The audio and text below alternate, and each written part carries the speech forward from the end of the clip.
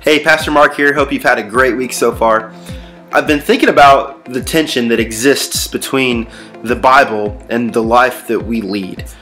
So in the beginning of the Bible, in the book of Genesis, chapter 1, there's the story of creation where God literally made the heavens and the earth. He made the sun and the moon, the stars in the sky. He made the sky, and he made everything in the sky, and he made the earth and everything on the earth and the ocean. He made everything. And at the end of every single one of the 6 days of creation, God said it was good.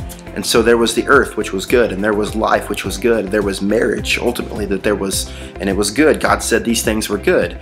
But then we read Genesis chapter 3, just 3 chapters into the story of the Bible, and we see that there's this guy named Adam and this woman named Eve who really ruined it for the rest of us. They sin. They eat fruit from a tree that God literally told them not to eat. And so we now have the earth, which was made good, but then there's earthquakes, and we have life, but we also have death. We have marriage, but we also have divorce, and there's this tension that exists, and we struggle with this tension, and many of us just throw our hands up in the air and just begin to accept the fact that this is the way of life, whether we like it or not, and it's just kind of tough luck. There's good and there's a lot of bad, and this is the reality of our situation. And if that's you, if that's just kind of the mentality that you've resorted to, I want to share with you something that may ease the tension between what the Bible says and the life that we experience. It's found in Romans chapter 8, and it's verse 28 to begin with, and it says this: "And we know that in all things, God works for the good of those who love Him, who have been called according to His purpose."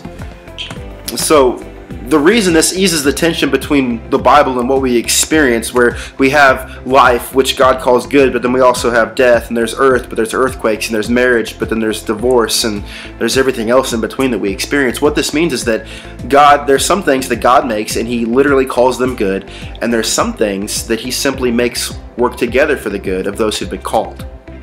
Now, this is great news. Romans chapter 8 goes on to explain to us in verse 39 simply this: that there's nothing in all of creation that can separate us from the love of God. There's no tension, there's no bad thing, there's no trouble that we're experiencing or problem that's so large that could take us away from the love of God. So here's the reality of Romans chapter 8 that we read. We talked about the fact that God works all things together for the good of those who love Him, who've been called according to His purpose.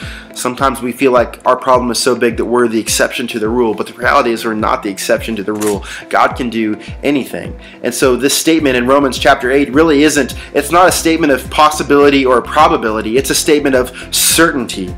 It's not that God can work all things together for your good. It's that He has made or is making all things work together for our good. So that means the good and the bad circumstances that exist in our life, He is making work together for our good. And so what this means for us today, what the message that I want to leave you with today is: don't give up on what you're going through. That job that you're working that seems hopeless, and that boss that you're dealing with, man, don't quit that job. Keep going in day after day and let Him see the love of Jesus Christ in your life with how you react to how they react to you. Don't give up on your marriage. Don't let it end in divorce. Continue to work on it. In fact, go sit with your spouse right now and have a conversation and talk about the things that you've been avoiding.